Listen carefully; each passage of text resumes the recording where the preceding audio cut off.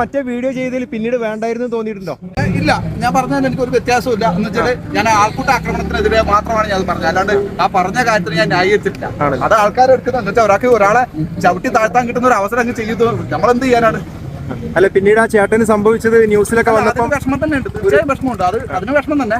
പക്ഷെ അതിന് എന്റെ നെച്ചത്തോട്ട് കയറാൻ വരുന്നത് എന്തിനാന്ന് എനിക്ക് അറിയാൻ പാടില്ല. അല്ല, നമ്മൾ ഈ ആർട്ടിസ്റ്റുകളൊക്കെ ഇങ്ങനെ കഴിച്ചിട്ട് വണ്ടി ഓടിക്കുന്നതിനെ പറ്റി എന്താ പറയാ? അത് തെറ്റ് തന്നെയാണ്, തീർച്ചയായും തെറ്റ് തന്നെയാണ്. അതൊരു ഉറപ്പായിട്ട് ഞാൻ എന്റെ വീഡിയോ തന്നെ പറയുന്നുണ്ട്. അതിനെ ഞാൻ ന്യായീകരിക്കുന്നേ ഇല്ല ഒരിക്കലും. ഇതെല്ലാരും വന്ന് നീ എന്തിനാ ന്യായീകരിക്കുന്നു? ഞാൻ ന്യായീകരിച്ചിട്ടില്ലല്ലോ. ഞാൻ ആ ആൾക്കൂട്ടത്തിന്റെ അക്രമത്തെ പറ്റി മാത്രമേ ഞാൻ പറഞ്ഞിട്ടുള്ളൂ. അതിന് എന്റെ നെഞ്ചത്തോട്ട് എല്ലാവരും കൂടി കയറും. അതിന് ഭയങ്കര അതിന്റെ ഒരു വിഷമത്തിലാണ് ഉള്ളത്. ഈ സൈബർ അറ്റാക്ക് എന്ന് പറയുന്നത് നമുക്ക് സഹിക്കാൻ പറ്റാത്ത രീതിയിലാണ് സൈബർ അറ്റാക്ക് വന്നിട്ടുള്ളത്. കുഴപ്പമൊന്നുമില്ല.